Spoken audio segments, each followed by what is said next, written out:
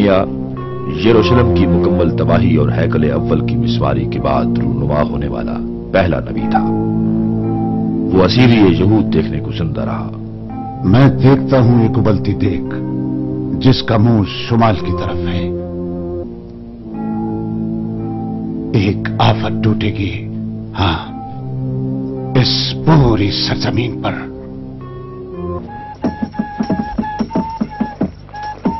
यरूशलेम खतरे में था। बाबुल की जबरदस्त जंगी कुव्वत हमले की ताक में थी। यहूदिया के लोग मूसा की शरीयत से मुंह मोड़े बुतों के आगे कुर्बानियां चढ़ा रहे थे।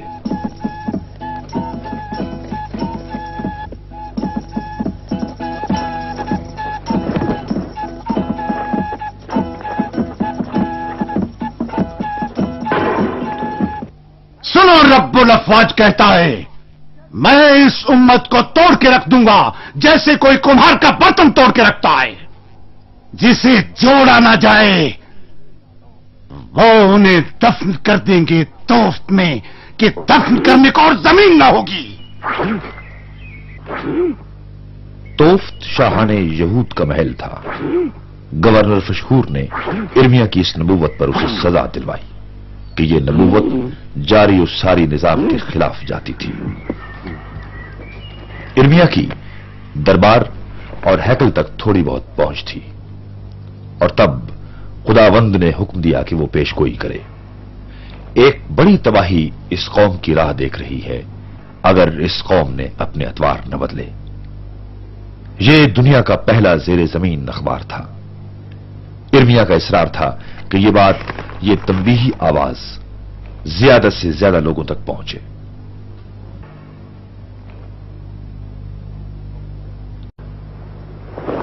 बहुत जल्द ये आवाज उसकी तहरीर में बादशाह तक पहुंच गई, योयाकीम बादशाह तक।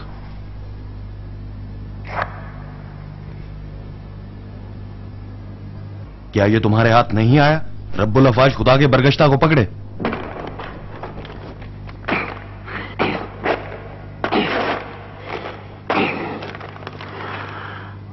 पकड़े बारूक कातिब को और इर्मिया नबी को। खुशकिस्मती से इर्मिया की गिरफ्तारी के वक्त उसके कुछ दोस्त मौजूद थे। अहीकाम बिन शाफान का हाथ उसके हाथ में था और अब शिमाल की जानिब से बाबुल ने यरूशलेम पर हमला कर दिया। इर्मिया हथियार डाल देने की तबलीग कर रहा था। वो इतने बड़े दुश्मन के खिलाफ सफ आराई को मुकम्मल तबाही कर जानता था।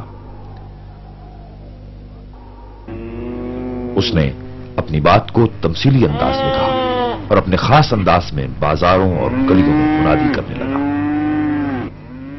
खुदावंद फरमाता है,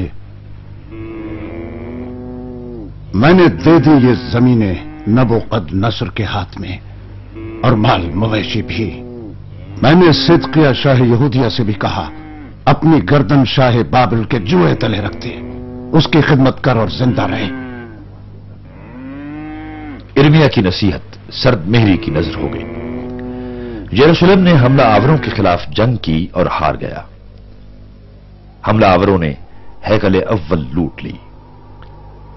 हिजकिया शाह यहूदिया शाह बाबुल के खिलाफ बगावत पर आमादा था और पुरुम्मीद झूठे नबी उसका आसरा थे। हनन्याह उन झूठे नबियों में से एक था। इर्मिया जिनके खिलाफ तंबीही आवाज उठाता रहता था। खुदावंद फरमाता है, मैं भी इसी तरह शाह बाबुल के जुए को तोड़ डालूंगा और उतार फेंकूंगा तमाम कौमों पर से सिर्फ 2 बरस में।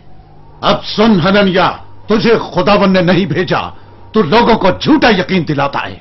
बस खुदावंद कहता है, मैं तुझे जमीन से उखाड़ फेंकूंगा, तो इस बरस मर जाएगा क्योंकि तूने बगावत का प्रचार किया है।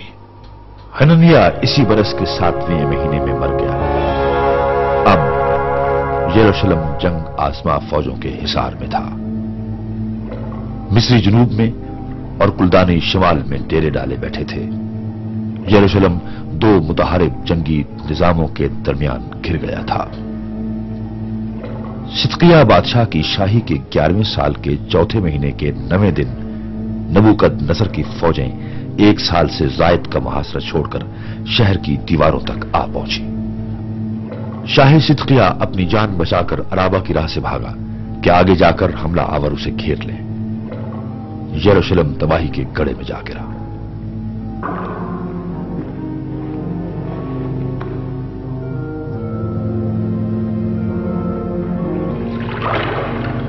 इर्मिया की पेशखबरी के मुताबिक यरूशलेम के बासी असीर हुए और अब हम उन्हें बाबुल के जलावतन कहकर याद करते हैं। फातिहीन ने शायद इर्मिया की पेशखबरियां सुन रखी थीं, लिहाजा वो इर्मिया पर मेहरबान थे।